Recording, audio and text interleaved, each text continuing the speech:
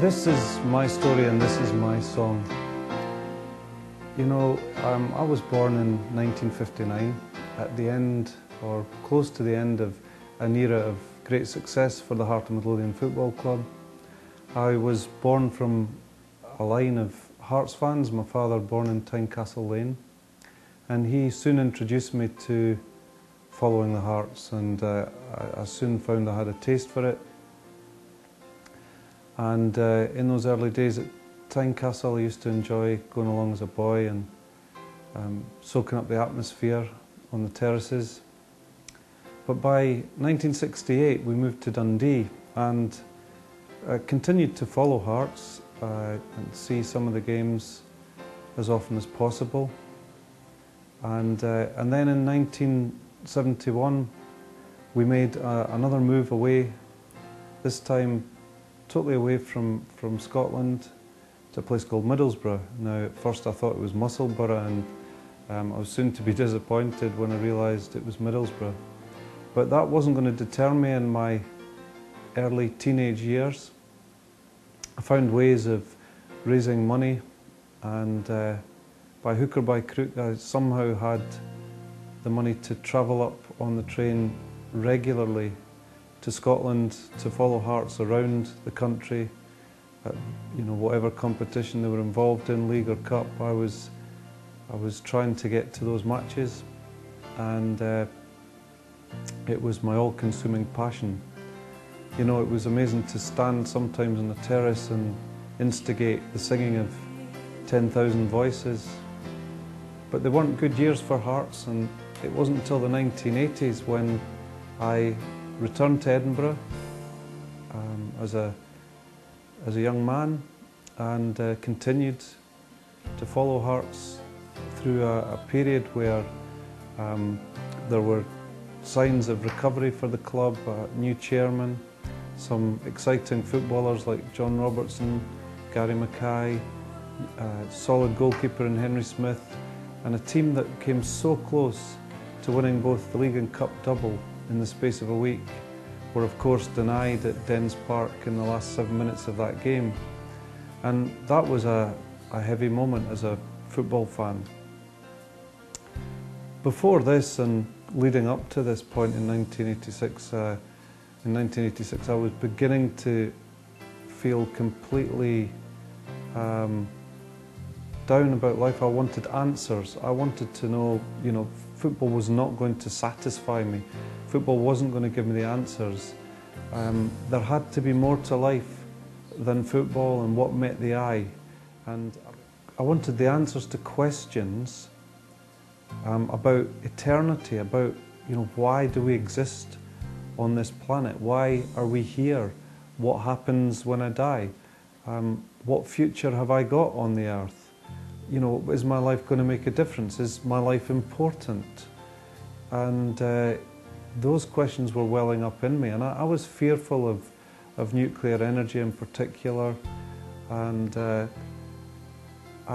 you know, I'd gotten involved in drink and drugs from an early age. I was drinking alcohol on my way up to football matches on the train as a teenager. Somehow I'd managed to get hold of cans of beer and so on. And I realised that none of these things would ever satisfy me, and in fact were going to lead me down a wrong path. And eventually I decided, you know, enough was enough. I wanted something different. And in April of '86 there was a disaster at a place called Chernobyl in Russia, and it was a nuclear disaster to a power plant where the power plant had gone into meltdown. And the name of the power plant being Chernobyl in our language was Wormwood. And it turned out that this particular event was prophesied in the Bible, in the Holy Scriptures. And I hadn't read these for a long time. As a youngster, I attended a Sunday school and kind of believed in that the stories of Jesus calling disciples was real and relevant.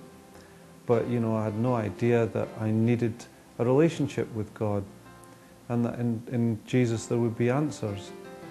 Anyway, my dad told me we had a Bible, and I got the Bible out for myself, and I could see that in the book of Revelation, which is the last book in the Bible, as in the New Testament, that a star would poison the waters, and the name of the star was Chernobyl.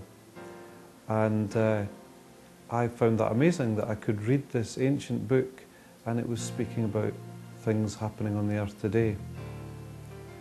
However, I didn't know what to do about that, and that the Bible went away again. By the middle of that year, 1986, it was the Mexico World Cup. Scotland were there, and I had hoped to be there, but instead I was ill with glandular fever, and I spent the whole duration of that World Cup watching each match, glued to the match, lying on the couch.